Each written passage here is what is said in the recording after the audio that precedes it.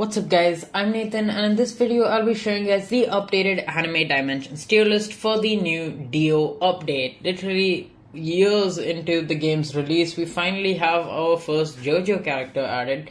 So starting off, I'll just explain how the tiers work. S tier is going to be for the top 5 to top 10 in the different categories, that is like best in raids, best in dimensions, good assists, etc.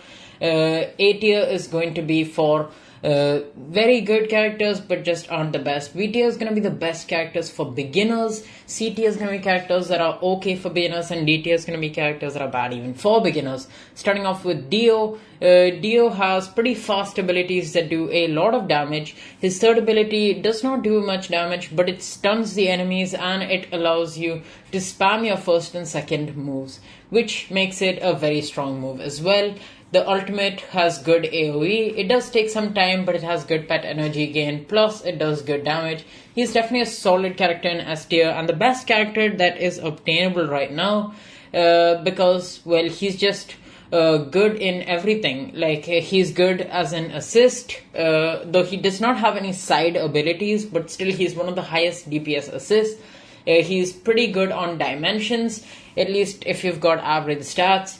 Because his damage is relatively high and he's got good AoE with pretty good cooldowns, and he's good in raids as well. He's basically top 10 in all of them and even top 5 in some of them. Next up we have ESDEATH, who recently got an awakening. This is gonna just put her higher up on A tier but still not in S tier, because her assist raw damage is still very low. However, it does have a really good side ability, which means it actually gives a lot of extra boss damage. So ESDEATH is definitely going to be to the higher end of A tier, but just as an assist. As a main, she's not that viable. Then next up we have is Ichigo Final. Ichigo Final is definitely going to be right there in S tier, because he is very good on dimensions, second only to Sung Jin-woo, and also very good on raids. Next up we have Aizen Void, who's going to be right about there. Aizen is definitely a decent character, but definitely Dio is better. And Aizen, while he is decent and he's got good abilities, essentially good side abilities, it's just that his damage, his raw damage output is not that much, meaning he's actually not that worth when you're talking about the Robux that you have to spend.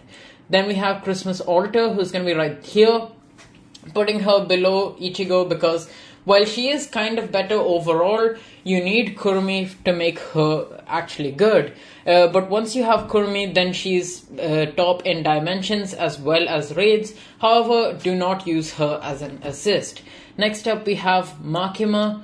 Makima is going to definitely be above Dio, because Makima is the best character in raids. Not that good in dimensions, but still the fact that she's the best character in raids already just makes her deserve a really high spot. Next up we have Goku. Now Goku isn't particularly amazing in raids. In fact, he's pretty bad in raids. However, he's quite good in dimensions, and his assist gives you an interesting ability which allows you to actually spam dash. Using his accessory, which isn't particularly amazing, but it's still decent. Using his accessory, you can actually spam dash for an even longer amount of time, making him a pretty good character. It definitely deserves an S tier, but he's not the best character to go for right now. Dio is definitely going to be a lot better. Next up we have Ichigo Fullbring. Ichigo Fullbring is certainly better than Goku. He's a lot better in dimensions. Or rather, he's kind of on par in dimensions actually, and he's also really good on raids as well. It's still, of course, going to be a lot worse than Dio. Dio is just better in everything, and just overall, he's also a better assist. Next up we have Broly. Broly is a high damaging assist. However, he's gonna just be in A tier. I'm gonna say ESDEATH is definitely better, because ESDEATH has that extra boss damage, which is definitely helpful. Next up we have Gilgamesh, who is also a high damaging assist with good AoE. I'm gonna go ahead and put him also in A tier. He's right there because you can use him in dimensions. These are viable assists, but they are very bad as mains. Then we have Kokushibo, who's going to be right about here.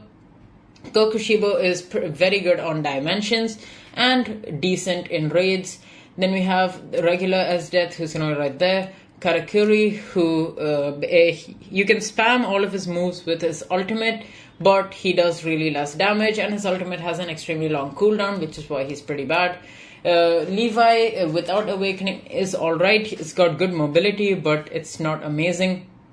And then we have Naruto, who's going to be right about there. He used to be high as he was an assist, but the thing is, in this tier list, I'm going to give assists a bit less priority because they obviously are really, really bad as mains. Then we have Ryuko, who's going to be right there in S tier. Ryuko is a very high damaging assist and an okay main, but not particularly amazing.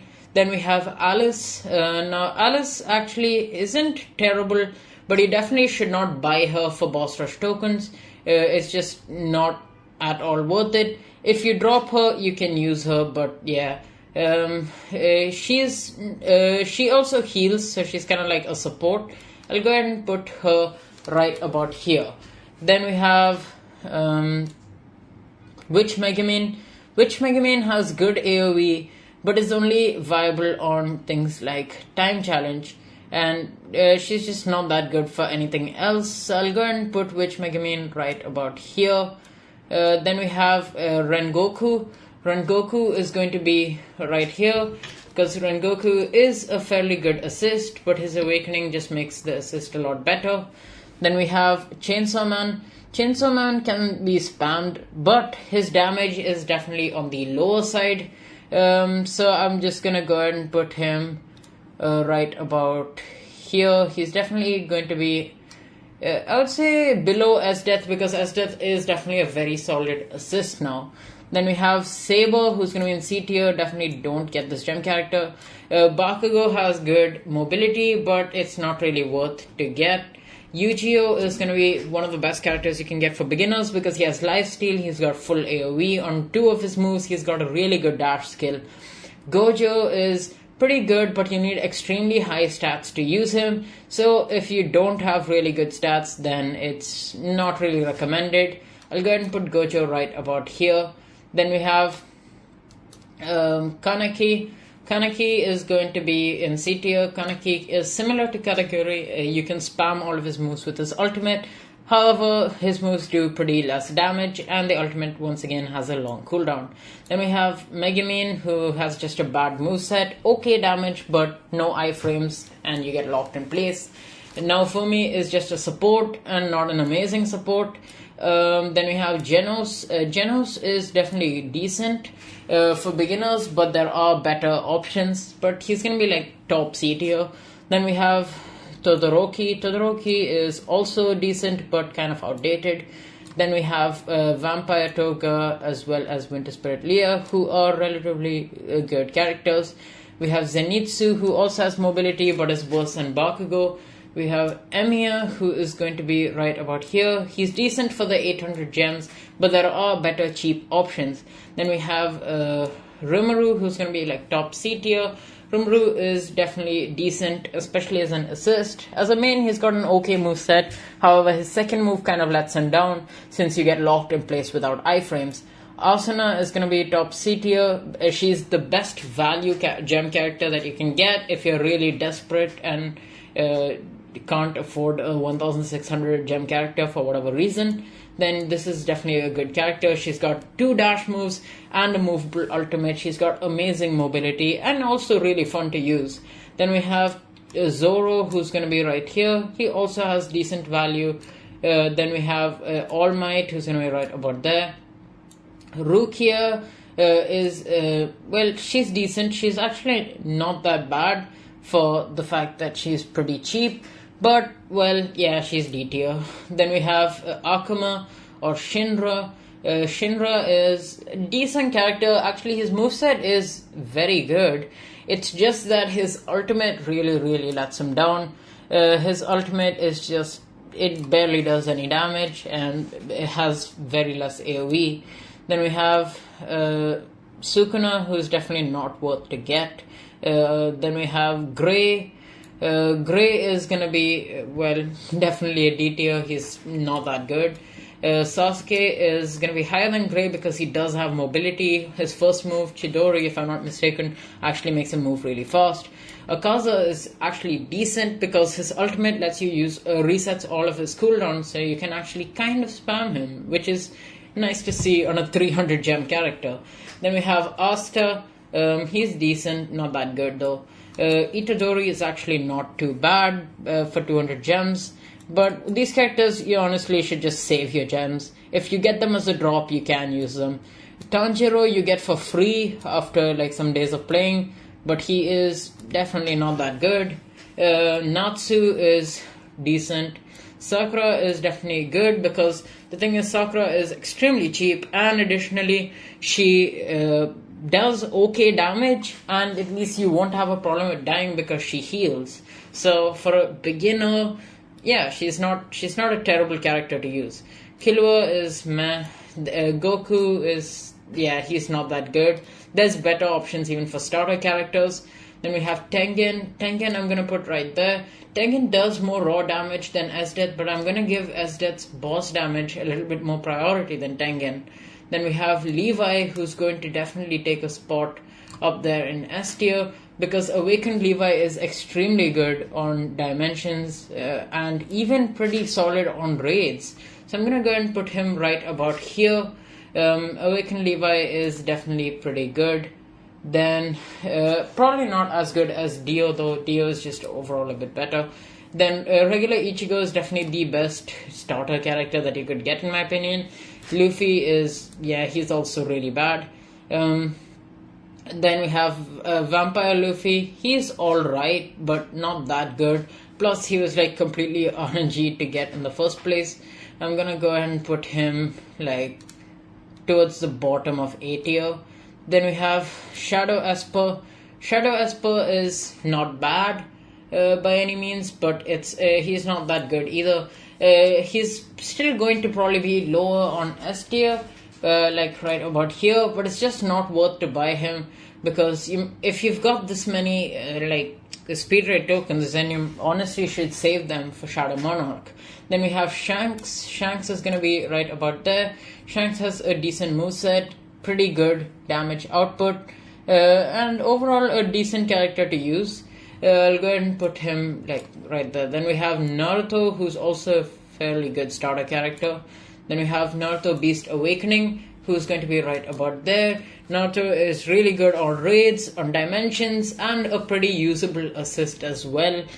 So hopefully you guys didn't miss him. Then we have Deku, who's kind of average. Then we have Kirito. Kirito is decent on dimensions, but when you get his awakening, then he's actually quite solid. So Kirito I'll put right about there. Then we have Lancer, who is not particularly good. He's got good mobility, but other than that, yeah, his damage is really bad and he's really hard to use. Then we have Yoriichi. Yoriichi did have a glitch like a long time back, but that's been patched for a while, so he's not particularly worth it anymore. Then we have Nezuko. Nezuko has like the highest raw damage for an assist, though there's no substat boost. Still, she's a very good character, especially in things like boss rush. So I'm gonna go and put her right up in S tier. Then we have Rimuru. Dimlord Rimuru has kind of bad damage, not an amazing moveset. He does have lifesteal, so he's not absolutely terrible, but he's not that worth to use either. I would say he's actually above Luffy. Then we have Priestess. Priestess is gonna be like bottom A tier. Like she's a healer. I mean, if you want to support your friends or something, then yeah, you can bring her, or if you just want to help yourself. Obviously, everyone loves it when someone brings Priestess in a raid, but if you yourself are bringing Priestess, you're losing out on a lot of DPS that you could get from your assists. Then we have Milim.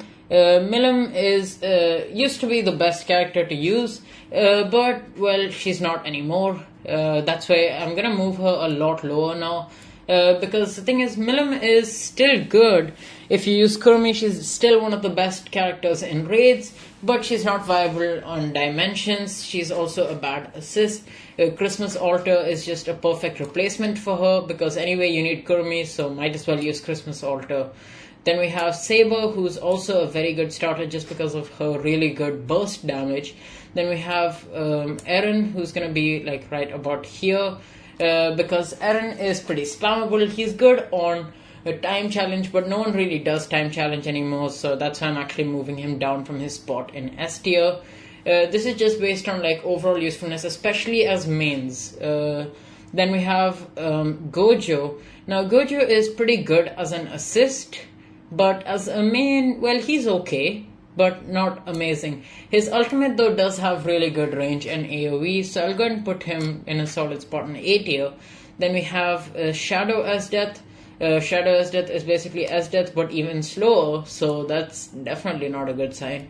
Shadow Yorichi is not that good. I'll go ahead and put Shadow Yorichi right about there. Shadow Monarch, that's the one very good Shadow unit that you could get, because Shadow Monarch can spam dash, and these spam dashes, unlike Goku, actually do damage. His ultimate on top of that also will allow you to get 100% crit chance. So if you combo being able to spam with 100% crit chance with actually good damage compared to Aizen at least, then yeah, that's a really good combination. Then we have Misaka, who is honestly pretty decent for a gem character. So I'll go ahead and put her, like, she's one of the best characters you can get for a beginner, but there are a few better options.